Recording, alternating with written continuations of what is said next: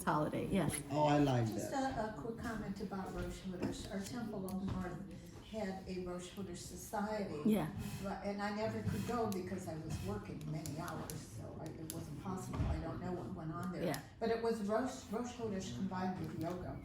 I thought that was very interesting. And That's awesome. yes, I think it's something to consider in what you're talking about, because you can take stretching and you can take meditation and fold it into.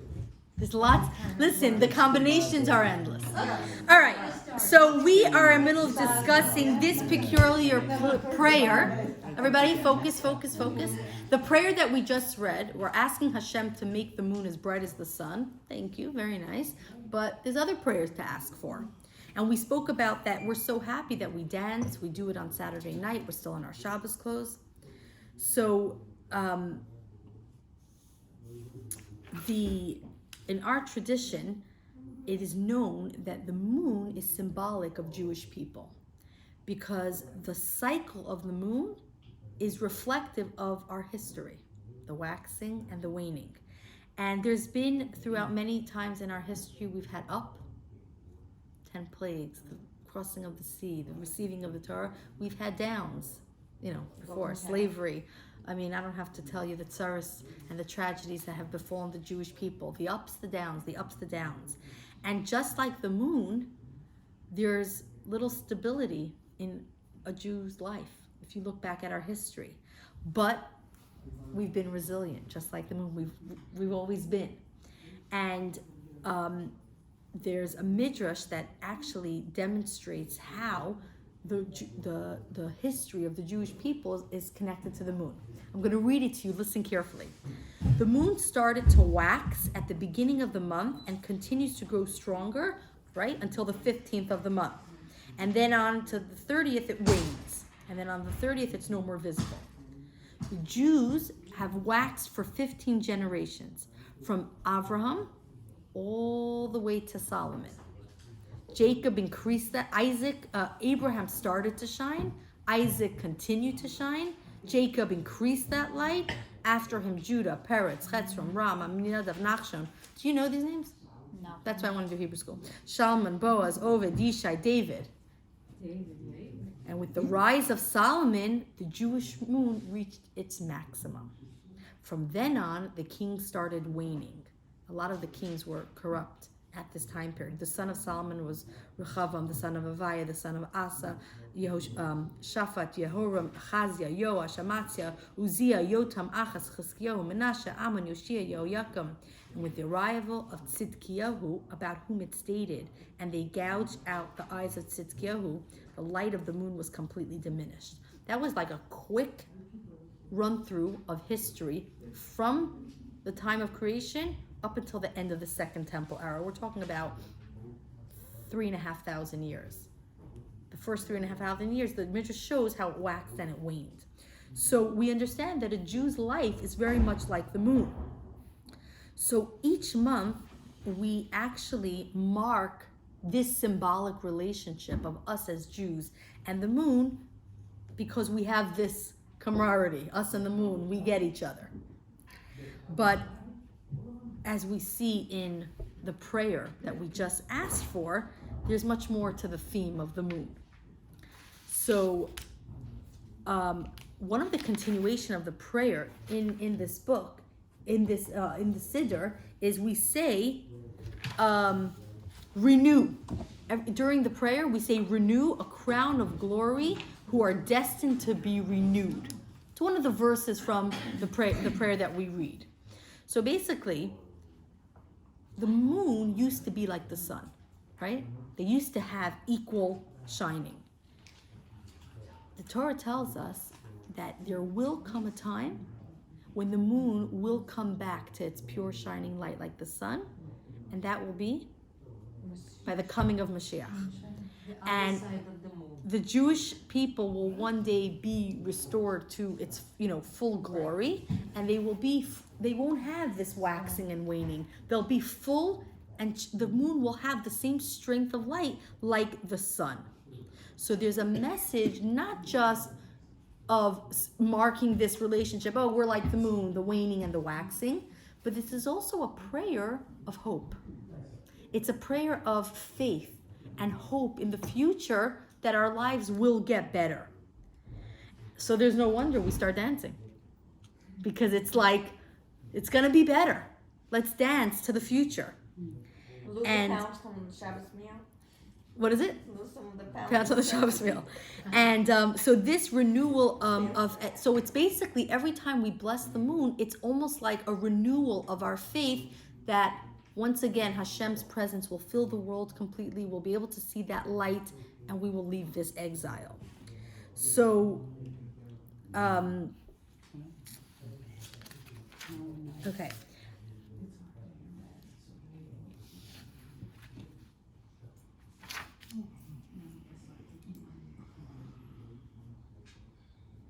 So it's nice to know that this thing about the moon is very nice, right? Because we're talking about the future. But what about the present? Is life all about what's going to be? Like, is that the way you want to live your life? What's going to be? Is there joy in the now?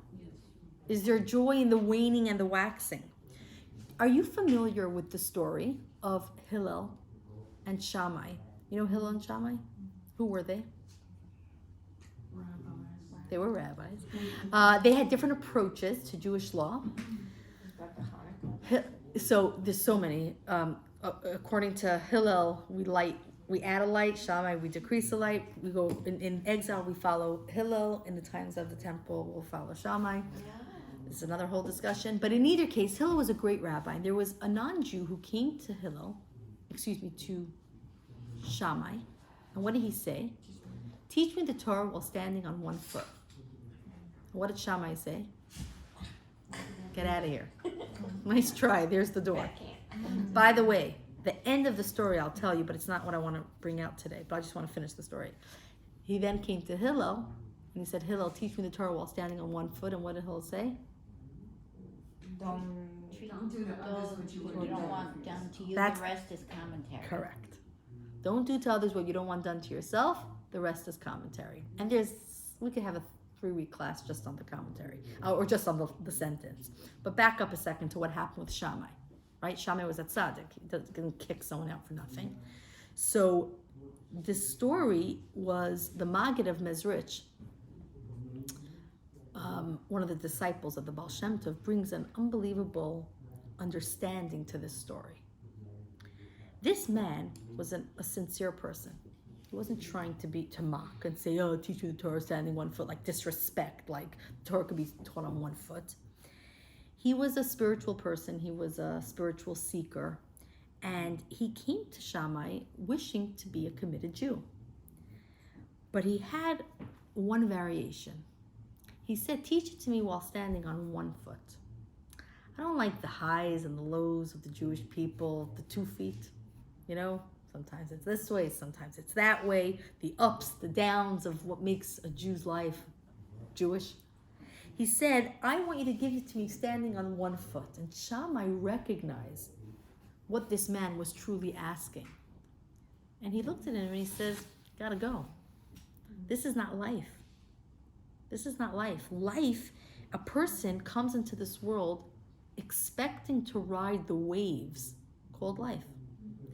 And there's going to be days where we experience Hashem's light. We feel close to God. There are going to experience like the sun. There are days that we feel like a cloudy sky where you're lost. And I'm sure each and every one of us sitting around this table has had those moments where some days we feel empowered, joyful, purposeful, alive. And some days we want to crawl under our covers and not see anybody, and we don't understand the purpose of being here.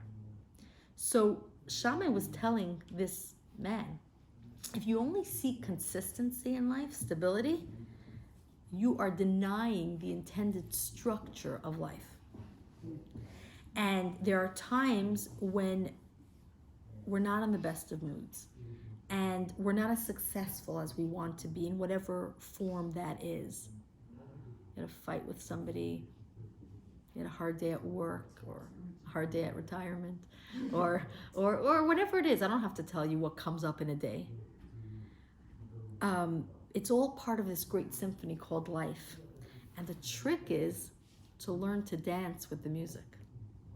Because this lesson that we are compared to the moon is that on some days we're going to shine brightly, like on the middle of the month. Some days we're going to feel like a sliver.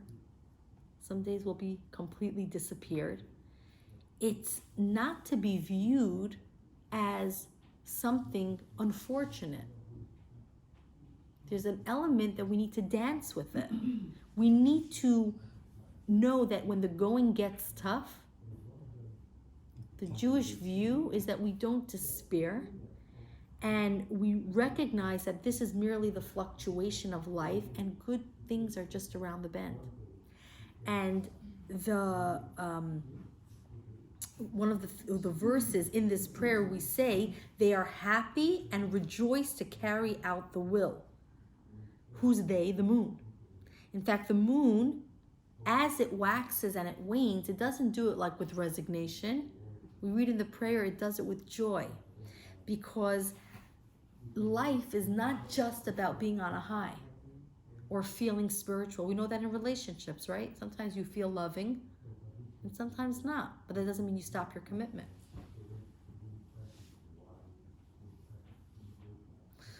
Interesting conversation with somebody yesterday about this. I'm thinking, They've been talking the This- whole time. Is there a we're in class class. What is going on?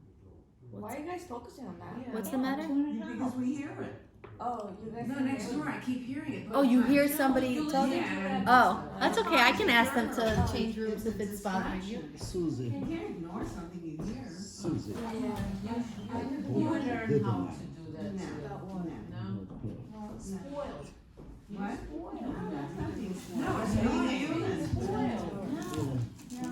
There shouldn't be someone talking about We're shutting the place down pretty good. It's a small shoe. Everybody has different sensory input.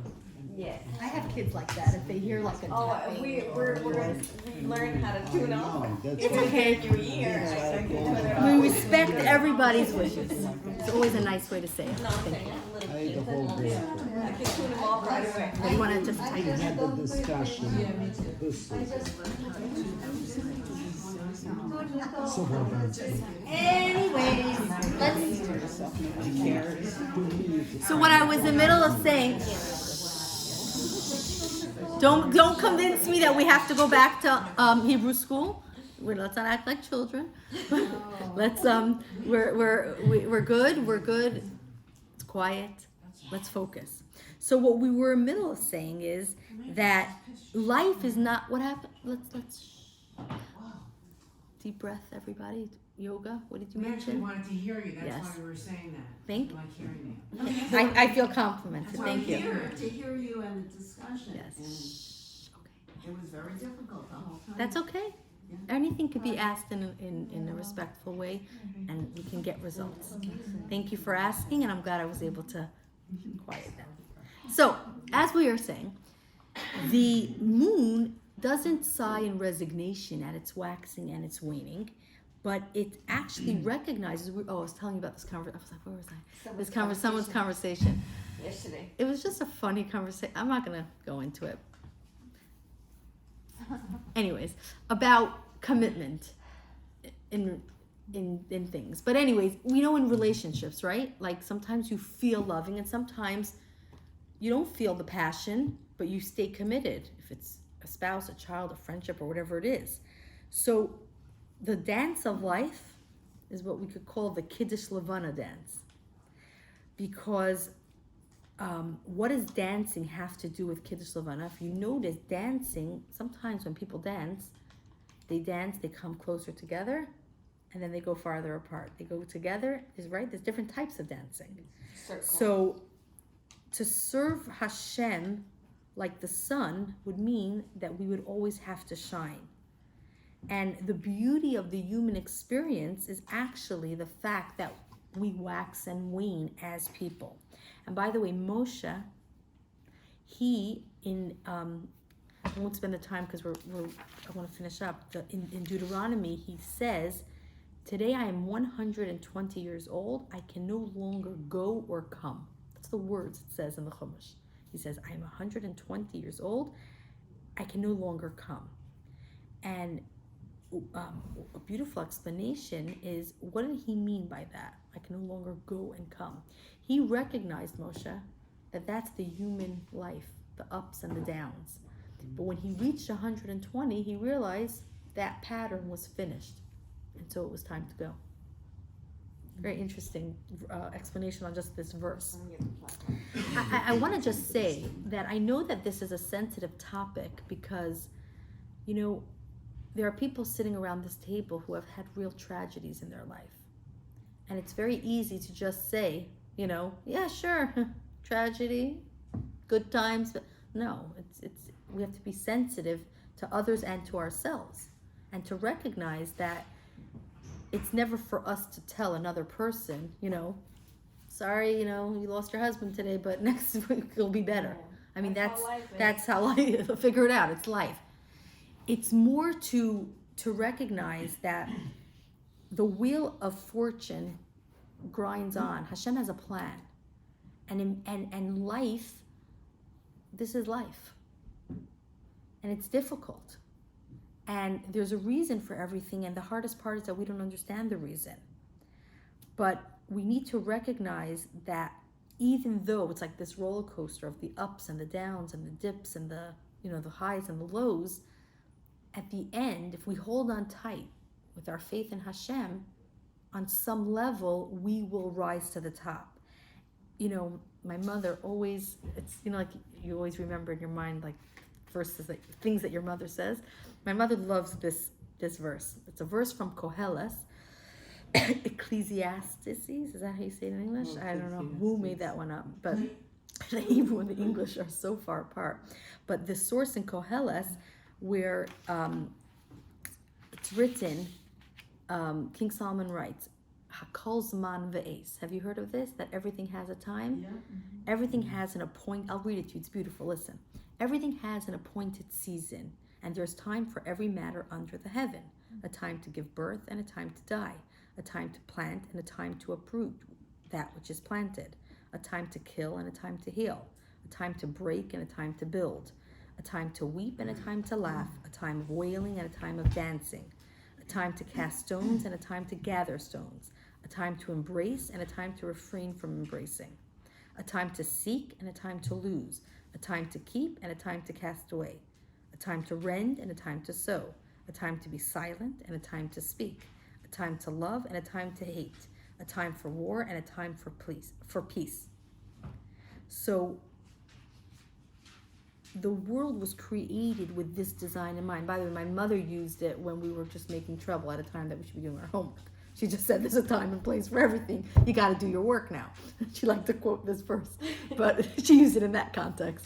But knowing that there's a bigger picture in life, and knowing that there's a time for everything, is that a person encourages a person to dust off, to pick themselves up, and to recognize that the lows bring to the highs on a certain level.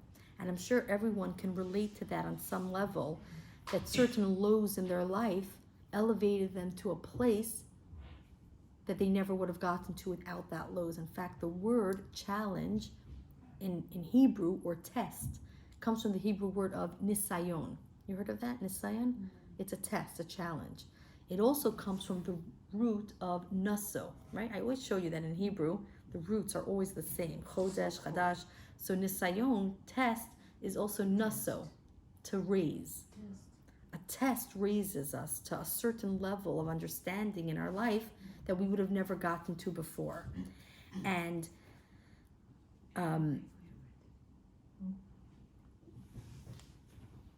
when we recognize that the lows can bring to the highs, we view the lows through a different lens. And I'll say that again. When you recognize that the lows, the waning and the waxing, that's the flow, that's the pattern, you view your lows in a different way. But is that it? That life's just going to be tumultuous forever? Is it ever going to stop the craziness? That's when you flatline. Does there ever come a point in life that we only wax? that it'll be wax and it'll stay that way. So that is the time of Mashiach. And if you look at the Kiddush Levana, we don't just dance the night away. We actually ask Hashem, make that moon as bright as the sun. Restore that moon to the way it was intended to be. And why is it that we ask for this? Because, like Louisa said, this messianic era, the time of Mashiach is going to come when evil and failure is going to be abolished. And it's going to be replaced with endless supply of positivity and joy. And we're going to live in a time where there's not going to be any more of this fluctuation. And, you know, today we're dancing, but when Mashiach comes, the dance will be over, or it'll be a new type of dance.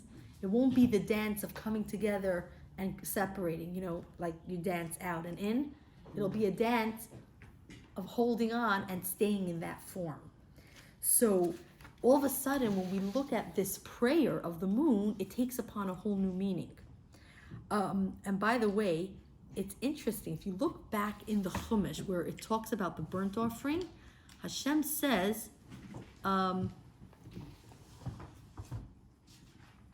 it says, and one young male goat for a sin offering to God. Why does it say to God? Because it says in the Medrash that Hashem sort of regrets a sin, quote unquote, that he did. He regrets, not that obviously Hashem does what he wants, he doesn't regret, but he regrets that he shrunk the moon because it's not that it was meant to stay that way forever. That even though we learn to appreciate the human ups and downs of life, we look towards a day that there's going to be stability and brightness forever. That's the way it is meant to be. Yes, we need to go through these highs and lows of life, called life, but there will be a day when that brightness will be. And when we go out to bless the new month, like the mitzvah given in this Torah portion, it's not just a level of celebrating our Jewishness, which is connected to the life of the Jew, the ups and the downs. It's also a time where we dance and we also restore our faith that there's a better tomorrow, where we ask Hashem, fill that moon. That's why we're spending that time. Fill that moon back to its full glory so that we can finally live in a time where we don't need those highs and lows. Like, you know, when we have a test, it's like, okay, Hashem, we got the message. We're good. We learned the lessons. Let's get to the place where it's stable. That's the ultimate. And by the way, the coming of Mashiach is its own topic on its own. I don't think it's You that know? far. What is it? I don't think it's that far. No, it's not far at all. Today you can believe anything. Yeah. I just want to mention that at 12 o'clock today, I have no idea where my watch is. I have no idea what time it is. 12 o'clock. Is it 12? Before we end, We have. Yeah, go ahead. No, tell me. First of all, thank you, Sarah, for giving all these classes. We already. She's the best. I just want to tell everyone we're excited to launch our